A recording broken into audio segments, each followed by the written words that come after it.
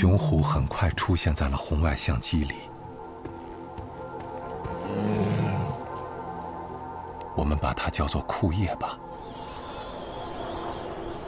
东北虎，也叫西伯利亚虎，除了中国的东北，它们主要活动于俄羅斯的遠東地區，以及朝鮮的北部。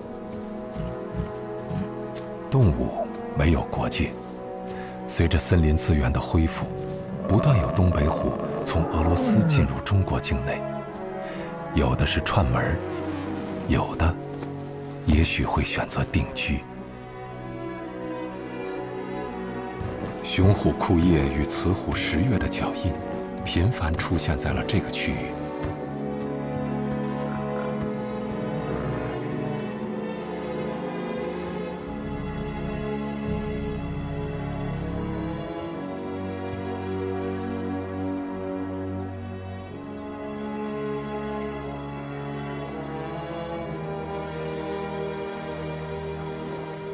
雄虎和雌虎通常會通過氣味和叫聲互相試探。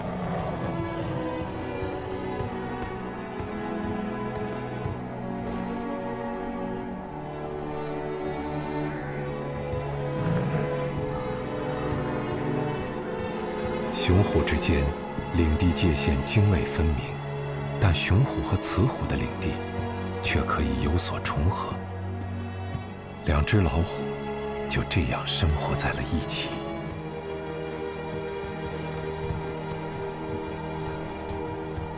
這隻雄虎呢，很快地佔領了這塊，成為它所在的這塊區域的領地的主人。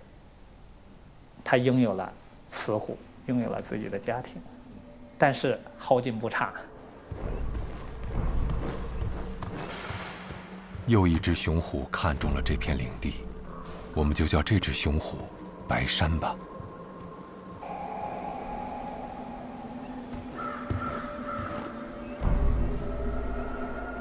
白山一路奔波，但卻顯得更加強壯。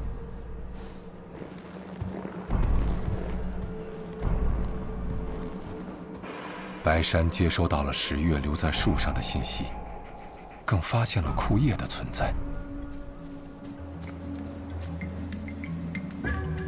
庫頁也知道入侵者來了。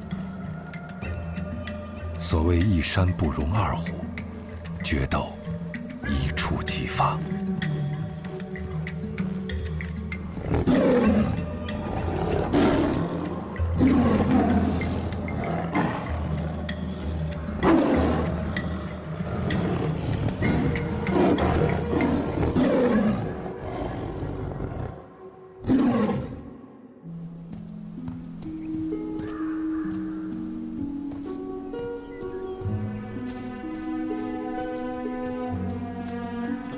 一瘸一拐的庫頁再次出現在鏡頭裡的時候，顯得疲憊而落寞。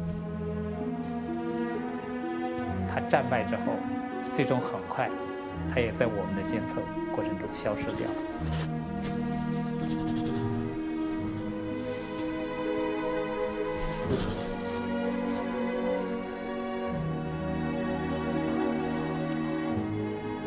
當老虎失去領地，通常很難生存下去，有可能是因為鬥爭中嚴重受傷影響捕食，也有可能是再也沒有能力佔領一片能夠提供穩定食物來源的健康領地。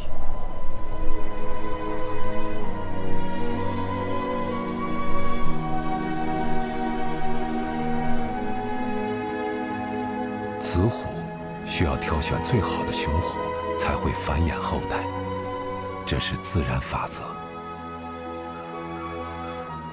強壯的白山沒有遇到過對手，他一直掌控着這片領地，直到今天。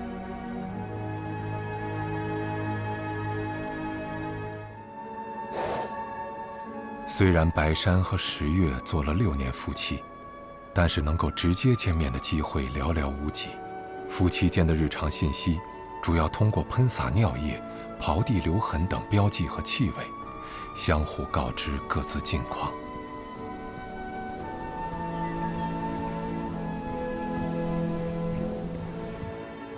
結為夫妻的雄虎和雌虎，一般只會每隔2年左右，在短暫的發情期相聚溫存幾天。老虎發情和交配的場景，在野外很難被觀測到，即使是紅外相機也很難拍到，但是相機卻拍到來年的成果。2010年，從上個虎年，它頑強地生活到了第2個虎年，第一次進入中國境內的這隻母虎，堪稱是真正的英雄的雌虎，為中國老虎的整個種群的現在的發展貢獻了極為重要的力量。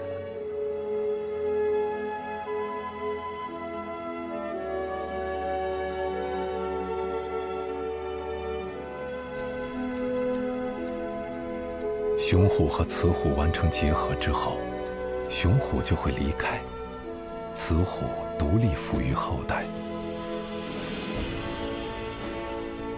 後代雌虎會在自己母親附近建立領地，後代雄虎則會走得很遠，去開拓屬於他們自己的領地。隨着10月們的後代出生、成年，向外擴散，終有一天，諸山皆有虎，將會重現。